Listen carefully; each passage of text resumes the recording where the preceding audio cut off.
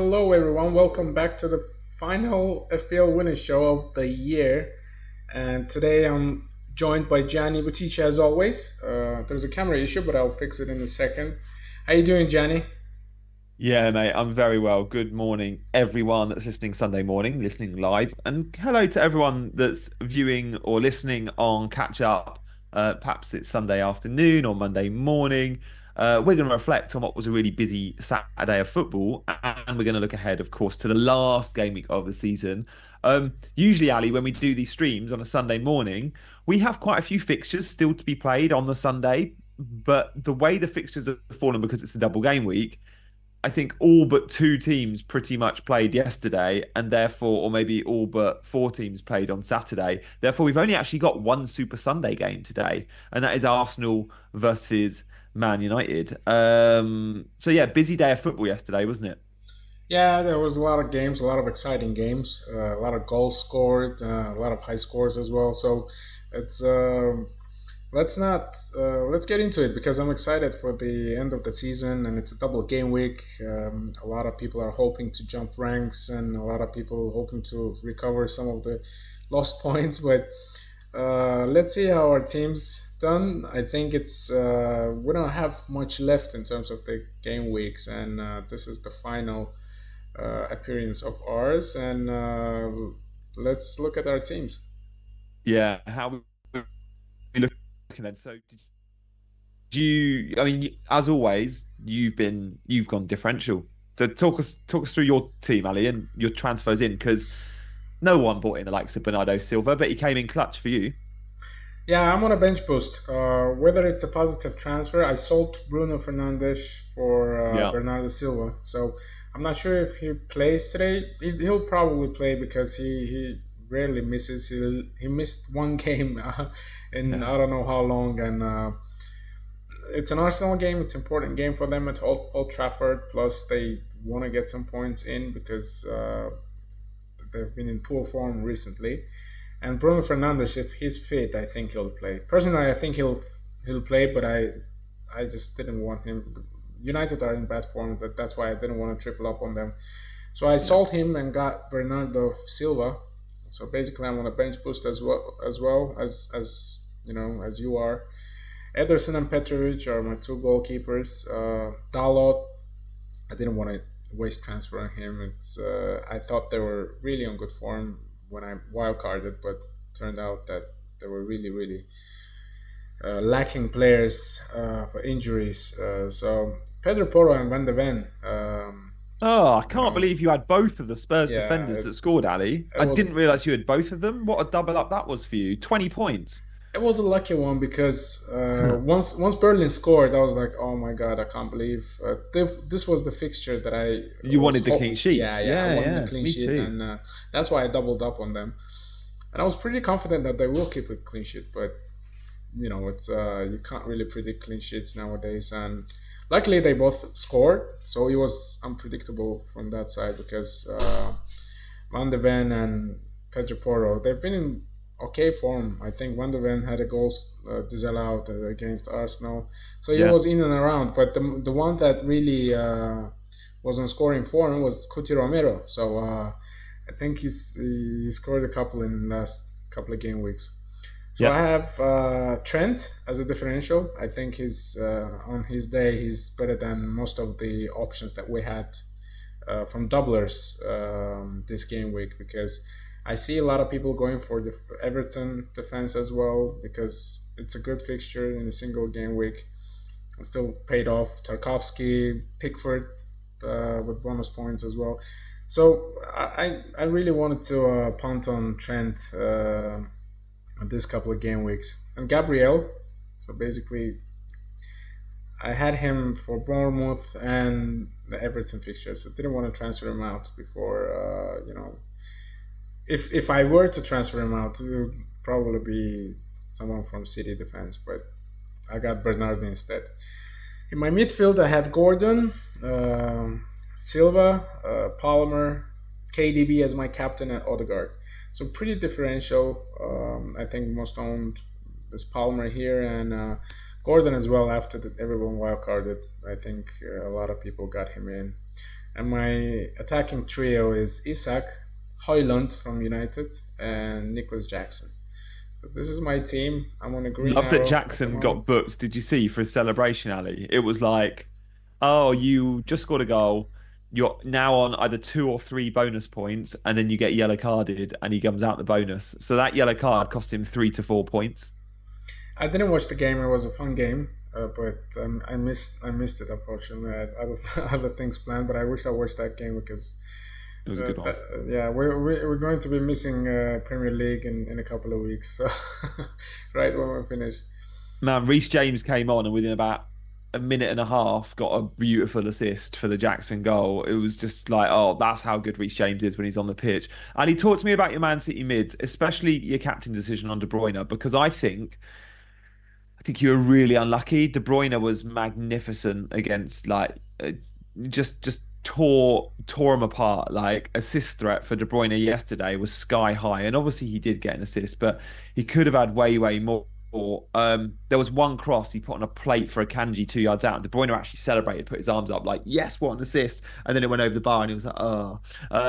But I think you're well set for the second half of the game week because De Bruyne, if he continues that form into the last 2 games of the season, he's got 2 big performances against Spurs and West Ham in him. And I think owning De Bruyne, you've gone this far without Haaland that you've committed to going without. You've got De Bruyne in place instead. Good captaincy option. No Haaland also means you have funds for the likes of Trent, who no one else can really afford. So De Bruyne is doing. You must be hopeful there that you just need De Bruyne to outscore Haaland in the next 2, really, which is a big ask, but it's possible. Yeah, it was 50-50 between Palmer and De Bruyne. My second Was option was it? Palmer, but I decided to go for De Bruyne because of not owning Haaland. So when Haaland scores, it's usually there's a high chance of De Bruyne assisting him. So maybe I was thinking to cover his points by his assists, but luckily Haaland blanked. But we all know that he could easily, score a brace against Spurs. But again, halftime we're good without Haaland, so lucky a little bit there. But De Bruyne, we know his ceiling is high. That these are type of the players that we like to captain because we know in a game they create a lot of chances. They have their chances as well. So De Bruyne is one of those players that has a high ceiling, Yeah. like Jota, like Darwin. When they score high. Yep. Um, De Bruyne, 15, 16 points for De Bruyne per game is like it's nothing. It's nothing when City score 4 or 5 goals a game. So that was the logic behind. I could have gone, of course, Silva, two different differential, but I wasn't sure if he starts or not, and so basically, I think he has a good chance of still delivering against Spurs as well. City, unfortunately for an Arsenal fans, including me, City are just flying right now, and it's hard to see they're giving up points. So I think they're winning at the Spurs as well. It's really hard to see. They're not even edging their way through or scraping through games. They're winning them convincingly. So let's see what the Spurs fixture in midweek brings for Arsenal fans. But yeah, it looks like that it's going to be a tough one now to see City drop some points. We've got a super chat in from Subhodjed who says for game week 38, should you get Salah for Foden or Son? We're going to move into our bus teams for 38 in a minute. We will keep that super chat in mind and come back to it because I do think Salah over Son, for example, despite the fixture, I know Son's got Sheffield United. It's away. Salah at home for me is if you can make that move, I think you make it. I think Salah for the final day is a great 1 week punt. Ali, 65 points. We'll come to our bus teams in a minute so we can answer that super chat in more detail about Salah. But I know you'll be looking at him too. I certainly am. Let's have a look at my team. 65, Ali. I'm not sure I'm going to be beating you this week. Impressive score so far. You've still got a lot of players to play, the likes of Trent as well, and Odegaard.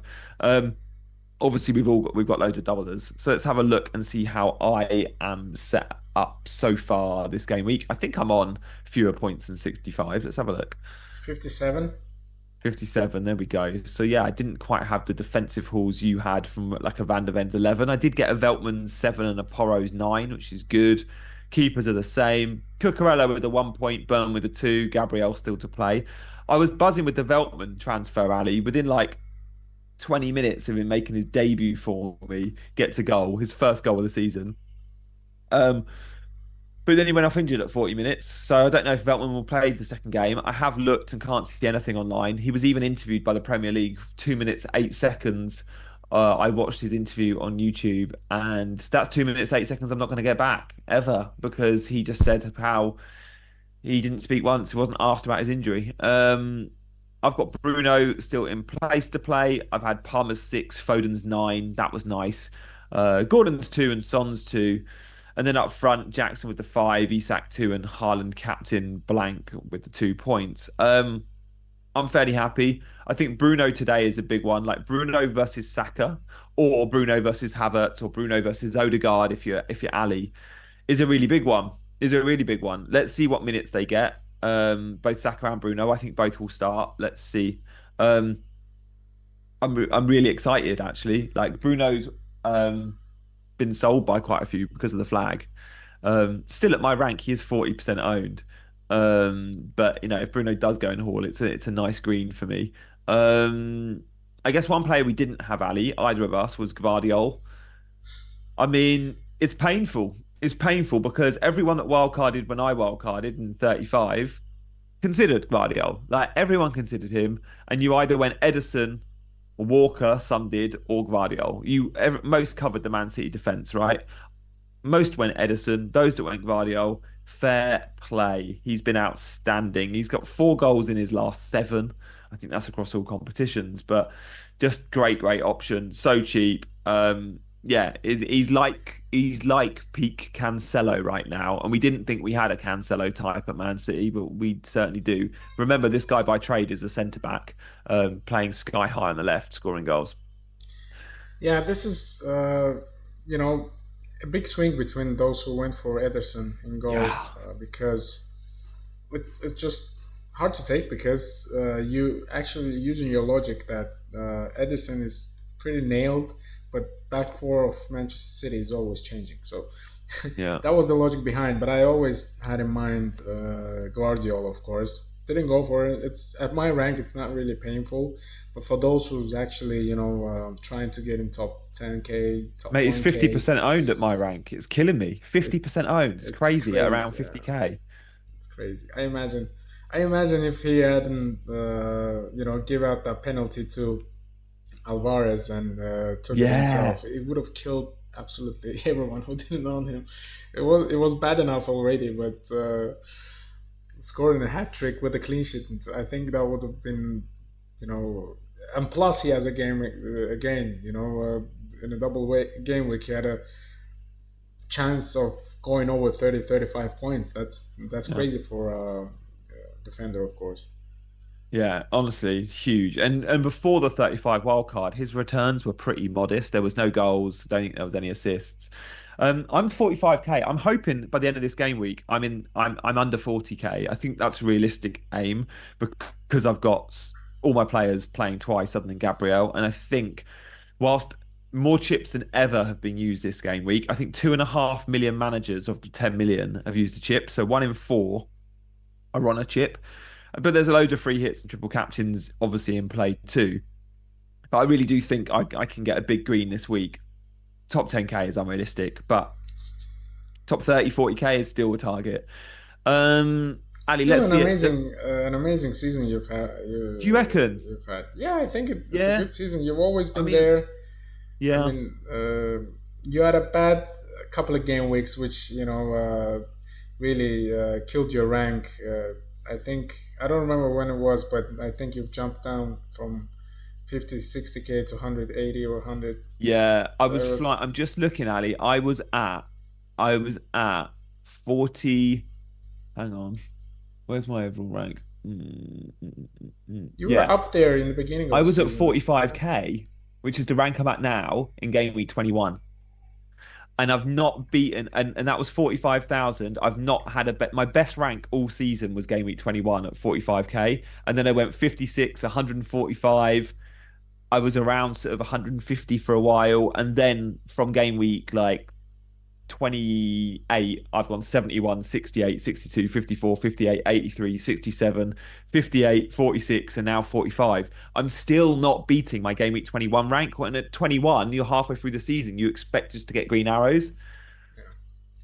Mm. Yeah, it's always in retrospective. If you're looking at the rank that you had, you were supposed to push, further from there. But when you go down, it's really hard to recover, and it just it is what it is. I think you've had Yeah. a much better season than I am. So Yeah, true. I can't complain. I can't complain. I guess I always want to beat my last season, which Ali, for you to beat your last season is impossible because you came first last year. I think I came 16k. I think I was. So I wanted to beat 16k. That was always my aim. And yeah, you 16k. you won the manager of the week once. Am I right? Yeah, So yeah. it's I pretty think much the so. same thing. Not on the long run, but you've been the first in the world for a week. So I think it was a month. It was actually a month, Ali. Even a better. It was a month. month. It's even better. Yeah. So for a month, Yeah. I am a it's even former better. manager of the month, I think. I don't know if I was best in the world though. I think I was best Chelsea fan manager of the month, and it Okay. was like something like number 3 in the world. So Uh, yeah, I've not even been the best in the world. But I did have one. I'm looking at my rank history. I'm being a bit self-indulgent here. In game week 6, I went from 2.4 million to 180k in the world. that's I crazy. was ranked. So I had one of those game weeks. I think I had Foden, by the way. No one else did. Um, my rank that game week was 4,693. I don't think I've ever had a top 5k game week rank because obviously you expect those using chips and blah blah blah blah. So yeah, I thought that was probably my best game week ever. 2.4 million to 180k in one week is mental. Anyway, let's have a look at our bus teams. Thank you for all your questions. Heather, good morning. Mr. T, Dave, Patrick, Subhoit, we're going to talk about Salah in just a sec. Claire, Colin, Rahul, hello team. Do hit that like button for us, will you? Likes and subscribes. And if you're on podcast, ratings, give us the 5 stars, will you? So, Ali, let's have a look at our bus teams. This is where it gets exciting now. Final day punts. Uh, Talk us through what you're thinking. What sort of are you on one free transfer next week or two? Yeah, I'm on one. But the Ali I know might even consider a hit, right? Maybe if I decide to Oh, go okay. Salah, but I'm not sure because I was initially planning to have a good game week 38. That's why I have a Yeah, few single game weekers this game week. I mean, single like Trent, like Gabriel, like Odegaard, but they all have good fixtures in game week 38. Liverpool play Wolves at home, and Arsenal play yeah, Everton at home. So it both could be really high scoring games.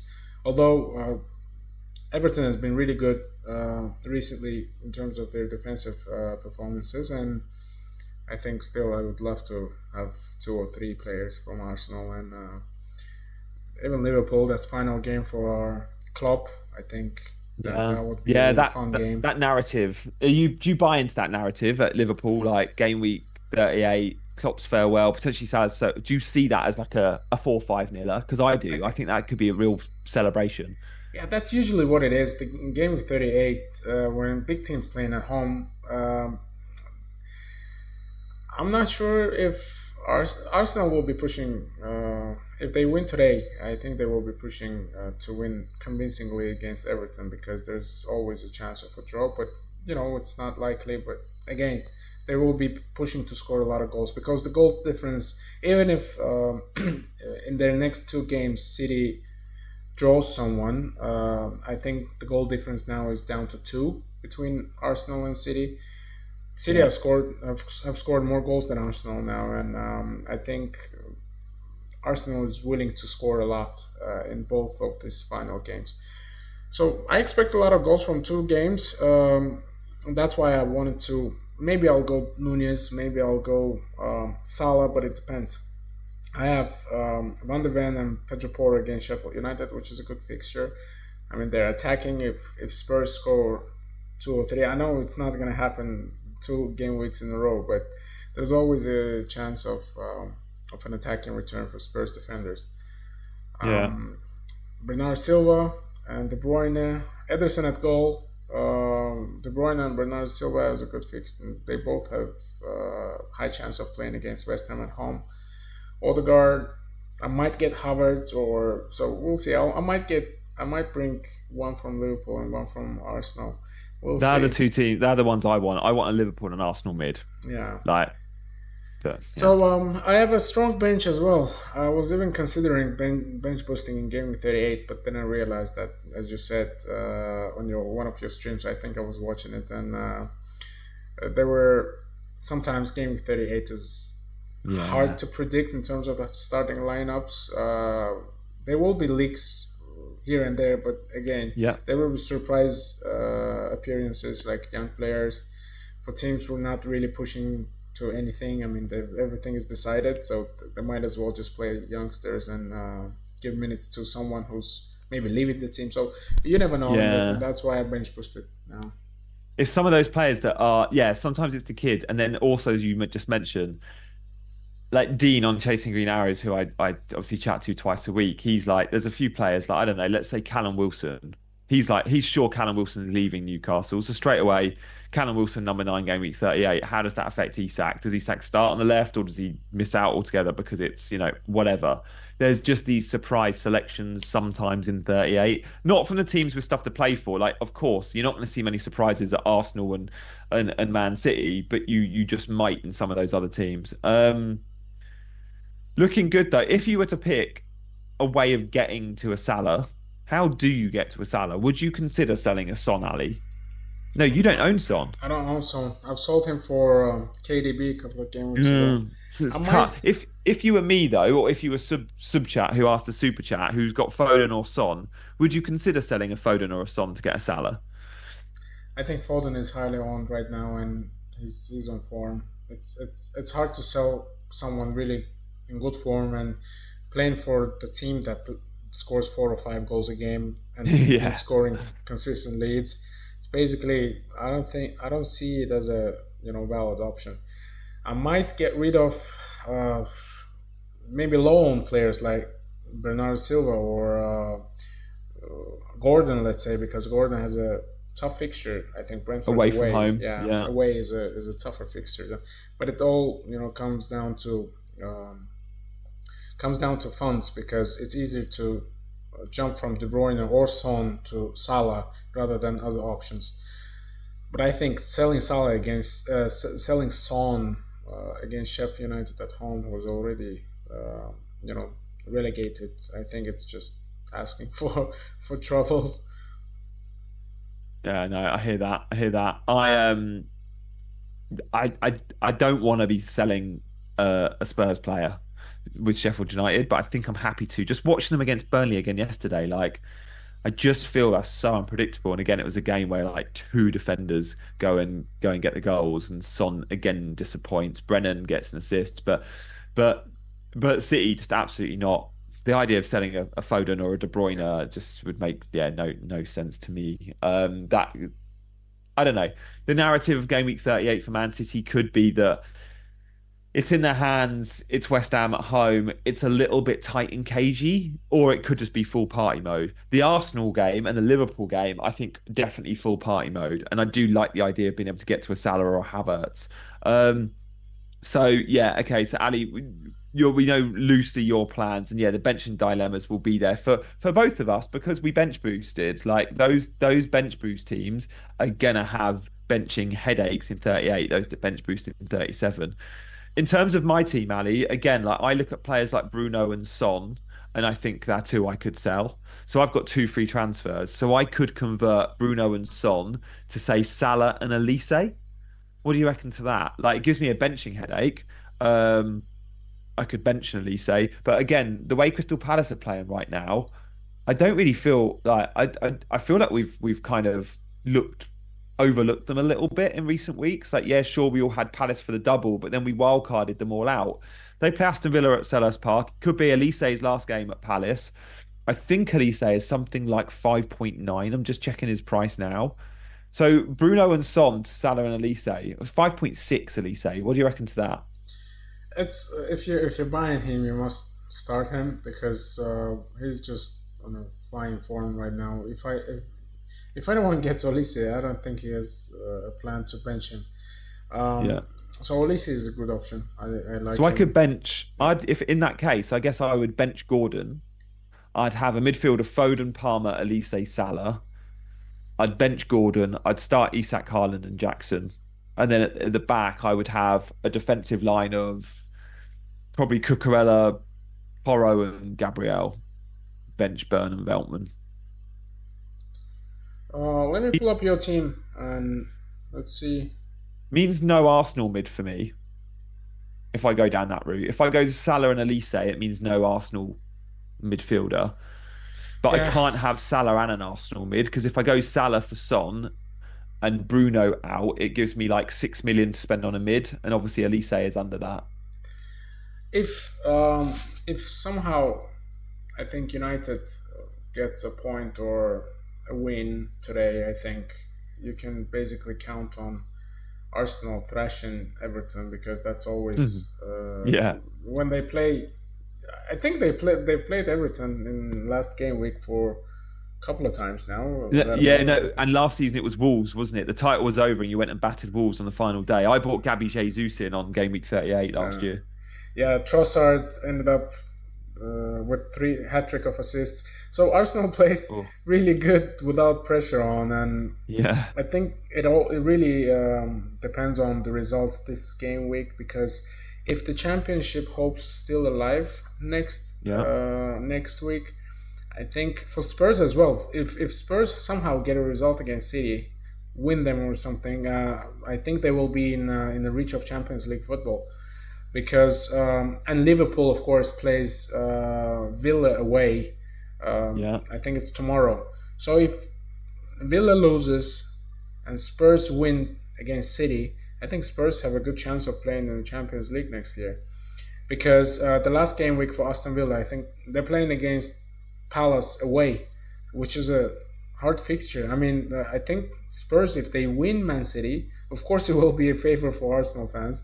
But again, they have something to fight for.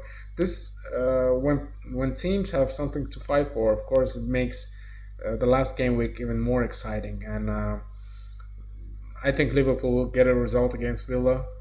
It's just a question of whether Me too. Spurs have enough in the tank to get 3 points against City. So it will be really if they draw against City still. Championship race is alive, and it will be between Arsenal and City who scores more in the final game week, which is what you want as an FPL manager. A lot of goals. Yeah, no, I think you're right. I'm just looking at midfield options and I'm like, 5.6 million Lise sounds great, but do we expect Arsenal on the final day to have the highest ceiling? Now, I can't afford a Trossard or obviously a Havertz if I go Mo Salah. I can afford a Declan Rice. And the way I want to get your thoughts as an Arsenal fan, Ali. The way Rice has been playing, I mean, obviously Elise over Rice in a standalone like transfer in, you'd go Elise. But just for that 1 week, Palace play Villa. Yes, it's at home, and yes, Elise's goal threat is huge. But Declan Rice, if Arsenal go and win 5-0, you expect a couple of involvements there, don't you? Definitely. I think his role at Arsenal is a little bit different from West Ham's. He was in West Ham. He played a little bit deeper than in Arsenal because in Arsenal lineup, he's basically replacing Xhaka from last season. Yeah. And he's not. He's more of a number 8 rather than number 6 because he's making those run into the box. He can shoot outside the box. He's on corners. I mean, having set pieces for Arsenal is partially a reason why he scored a lot of points this FPL wise. He has an assist threat. I mean, looking at his leadership and everything, I think he's not a bad option at all. His Mm. the points will be well spread between midfielders for Arsenal, but I Yeah. think he has good chances, just like Odegaard. Just like Odegaard shoots a lot more, but again, goal and assist in one game for Declan Rice, it's not unrealistic because we tend to think about defensive midfielders like they're not good FPL options. But I don't think Declan Rice is a defensive midfielder for Arsenal in this setup. Yeah, we've got to change our perception of him when he's playing Yeah. alongside Jorginho or playing alongside Partey, which he often is. It's very different. It's not the midfield three of Havertz, Odegaard, Rice. When it is, that's like, oh, okay, he's going to be deep. But Havertz is playing number 9 now, and it's always Rice alongside a Partey or a Jorginho. So yeah, no, I'm with you there. I think Rice versus Elise actually is an interesting one for me in 38. Guys, that's all we got time for. Ali, this is our last chat of the season. I'm guessing we'll be back chatting FPL very, very soon. But good luck for, well, the rest of game week 37, because I love your differential team in 37. And I know in 38, you'll probably have a surprise for me. In 38, in terms of captaincy, you obviously won't own Haaland. I don't. I like Mo Salah as a captaincy option in 38 against Wolves. If I own him, and might back against Haaland. But just tell me, Ali, 38 captain, where are you thinking? I'll be going with Arsenal player. I love that. Nice. And that will likely be Odegaard or an Arsenal player you bring in. Um, I'm not sure about captaining Odegaard. I'll see how he plays against United, of course. If I bring Yeah. in Saka, I'll probably go with Saka. If I bring in someone else, maybe Havertz. I You've got history with Trossard as well, Ali, from earlier this season. Do Yeah, you think it'll maybe. be Saka or Havertz over Trossard? I think because of the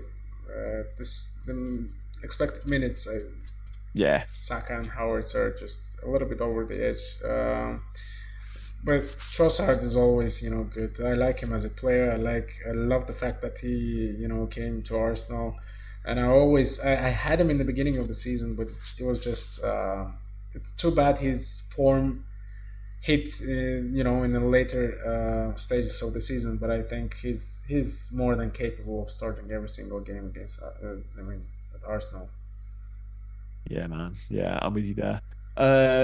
Guys, thank you so much for watching. That's all Ali and I have got time for. Do check us out on social though. We'll be updating you with our season rank in game week 38, where we're at. My target is to still beat last season's 16k. I can't see it happening, but you never know.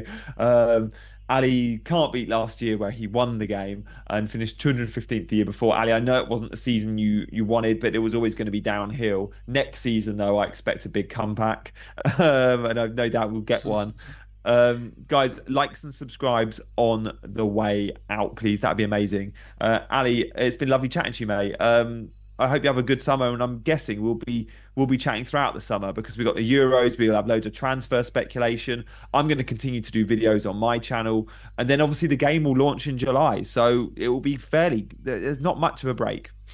Yeah, I love the fact that there's Euros coming up, and Yeah. we won't miss football too much because I love this international tournaments like World Cup, Euros. They're always fun. They're always because of the summertime as well. You can easily enjoy the good weather and watch football. So, and the fact that FPL is back in July is just great for us, and hopefully we'll have a good break and. I hope everyone watching us have a really good end of the season in terms of the FPL as well as everything related in their lives.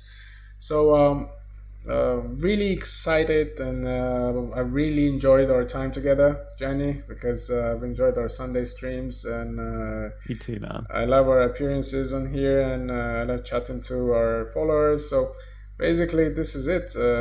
Hopefully, you guys liked it, and hopefully, you'll enjoy your break. Well said, Ali. And yeah, thank you to everyone that's tuned in every Sunday. There's so many familiar names in the chat: Heather and Scott and Freddie, Patrick. Thank you to all you guys to making this part of your Sunday routine. And yeah, we'll see you again soon.